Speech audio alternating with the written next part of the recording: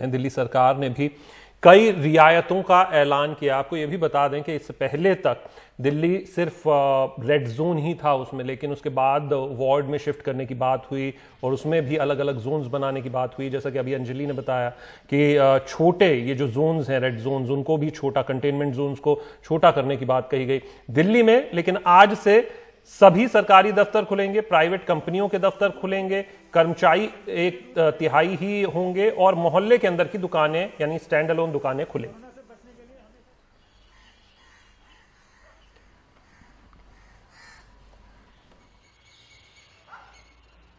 जो stand alone shops हैं, जो नेबरहुड कॉलोनी शॉप्स हैं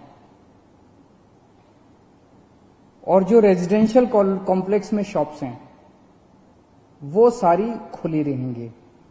वो चाहे एसेंशियल आइटम्स की शॉप्स हों, चाहे नॉन एसेंशियल आइटम्स की शॉप्स हों, कोई भी शॉप्स हों। और ज्यादा जानकारी के लिए सीधा रुख करते हैं हमारे सहयोगी शरद शर्मा का। शरद, अरविंद केजरीवाल चाह रहे हैं कि रियायतें ज्यादा हों, लेकिन दिल्ली की स्थिति भी अजीब है क्योंकि ज्यादातर इलाके जो हैं वो रेड जोन में आ रहे हैं। तो क्या किया जा रहा है? आपने सही कहा, दिल्ली में 11 जिले हैं। हालांकि दिल्ली जिलों के हिसाब से काम नहीं करती है, लेकिन फिर भी क्योंकि शासन और प्रशासनिक व्यवस्था है तो 11 जिले हैं दिल्ली के अंदर और सभी के सभी जो हैं वो रेड जोन में हैं। कल ही जो दिल्ली का आंकड़ा आया है, 24 घंटे के अंदर अब तक के सबसे ज्यादा कोरोना के मरीज जो 24 घंटे में काउंट होते हैं वो कल ही आए हैं 427। तो 4,500 से ज्यादा दिल्ली के अंदर कोरोना के मरीज टोटल अब तक हो चुके हैं और पहली बार 3,000 से ज्यादा एक्टिव मरीज हुए हैं।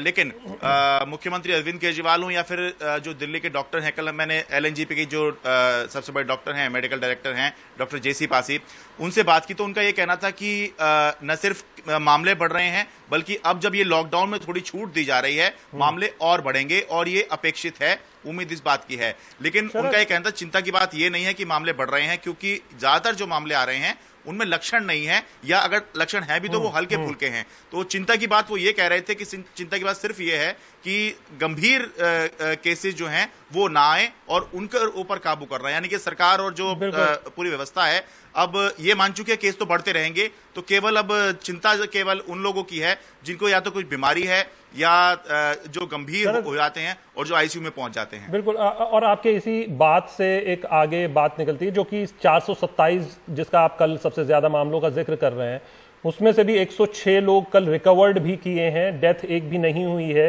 लेकिन सवाल ये कि ये रियायतें तो देनी पड़ेंगी। जैसा कि अरविंद केजरीवाल ने एक फिगर दिया पिछले अप्रैल का कि 3500 करोड़ का रेवेन्यू की बात कही और इस बार 300 करोड़, तो करना तो होगा वरना चलेगा कैसे? बिल्कुल सही बात है। और ये केवल सरकार की बात नहीं है, तो हम सरकार की बात इसलिए कर रहे हैं क्योंकि सरकार ने प्रेस कॉन्फ्रेंस करी और ये बताया कि सरकार के खजाने में जहां 3,500 करोड़ आया करता था अप्रैल के महीने में, वो सिर्फ 350 करोड़ रह गया है, यानी कि 90% पैसा जो है वो आया ही नहीं है। लेकिन आम लोगों की भी हालत ऐसी है क्योंकि कोई कुछ काम कर ही नहीं रहा है, किसी का कुछ काम हो ही नहीं रहा है, तो लोगों के घरों में पैसा कहां से आएगा और कब तक ये चल सकता है।